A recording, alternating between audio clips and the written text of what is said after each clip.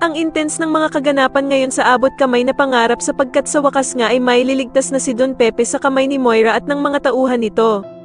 Dito nga ay matagumpay na napuntahan ng mga pulis ang hideout nila Moira at naitakas nila ang kawawang si Don Pepe.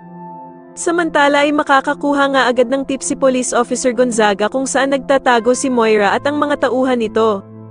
Kaya naman ay agad niyang sasabihin kay Doc Robert at Giselle na nakahanda na nga daw ang mga tauhan niya para lusubin ang hideout nila Moira. Sa kabilang banda naman matapos ngang makauwi ni Zoe sa kanilang hotel, ay isasagawa naman agad nila Moira at Balahaja ang plano nilang pagpatay kay Don Pepe.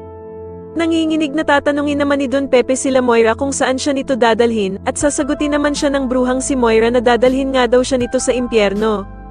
Subalit sa huling pagkakataon naman ay makikiusap si Don Pepe sa kanila, at hihiling nga ito kay Moira na bago daw siya nito patayin.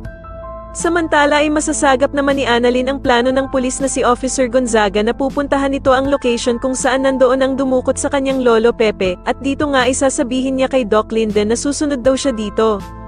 Kaya naman ay alalang-alala na naman tuloy si Doc Linden sa balak ni Annalyn at sasabihin nga nito na wag na lamang daw siyang makisali dito at hayaan na lang ito sa mga pulis.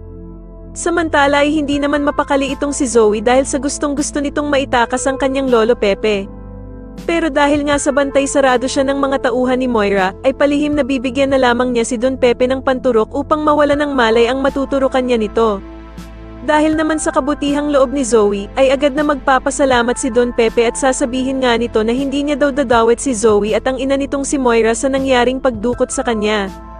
Sa tingin niyo magtagumpay naman kaya ang gagawing pagligtas ng pulis kay Don Pepe at dito na nga kaya talaga siya tuluyang makatakas, mas lalo na nga talagang nagiging exciting ang mga susunod na kaganapan kaya naman ay mas lalo pa nating abangan ang mas lalong gumigandang abot kamay na pangarap. Maraming salamat po sa inyong panonood at sana po ay masubscribe niyo ako. Maraming salamat po.